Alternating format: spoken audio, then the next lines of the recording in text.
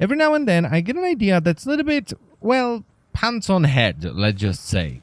Like today, for an example, I was going through my Rivens, I don't even remember why anymore, and I realized that I have a pretty decent Synapse Riven, and I have no idea how I got it, by the way. It was probably a very generous gift from someone, but I'm actually not sure because I either screenshot the transaction or I record it so I can then use it in a video, and I wasn't able to find the trade, so I'm very sorry if it indeed was a generous gift.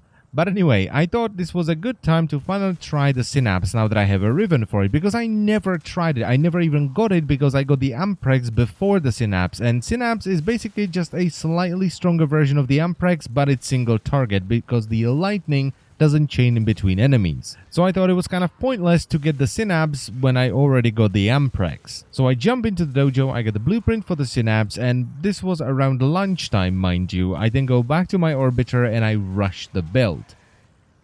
It is now 1 in the morning, because I then spend the rest of my day pretty much putting 7 Forma on the Synapse just so I can, well, just compare it to the Amprex, make this video, and then probably never touch the weapon again, because I have an 8, well technically a 10 Forma Amprex with a really good setup and a decent Riven. What am I doing with my life? Why do I think that something like this is a really good idea? Anyway, let's check out the build. So as I've said already, this is a 7 Forma build because the weapon doesn't come with any polarities as standard, and it has 6 Vs and 1 dash. The Riven is called Synapse Heracritatis, which adds a lot of crit chance, a lot of crit damage, but it also has extra zoom, which I did try to roll away to maybe get something better, and I was unsuccessful. I unfortunately didn't have enough Forma to roll it more than 5 times.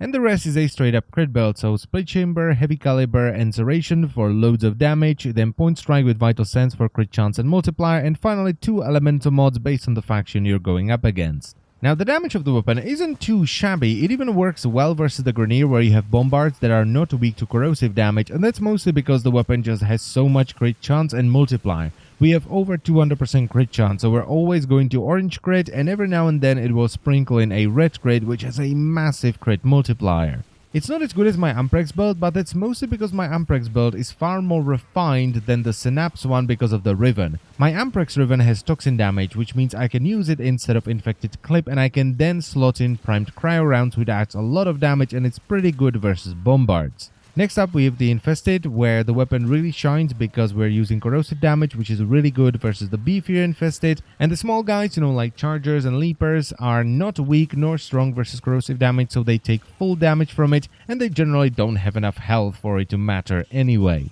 It's a shame then that the Amprex shines much brighter, because the lack of AoE on Synapse means that, well, the Amprex is just much better because the Infested are designed as a swarm race, so there's a lot of them coming at you at all times, and if you don't have AoE, like with the Synapse, you're not gonna have a great time. And finally we have the Corpus, where the Synapse actually surprised me because despite me using corrosive damage instead of magnetic, which would be far better in this situation, it still dealt with them pretty well. The Amprex performs better once again, mainly because it chains in between them, which creates a lot more damage, and it takes down some of the shield drones every now and then, but also partially because once again the build is far more refined, which allows for cold damage, which is really good versus shields. Man, I really don't know. I probably wouldn't recommend this over the Amprex unless you have a God tier Riven, because it does have much stronger Riven disposition than the Amprex. Actually, it's also not as ammo inefficient as the Amprex because the beam from Amprex chains between multiple enemies, so it kind of has to compensate for that and drain ammo accordingly.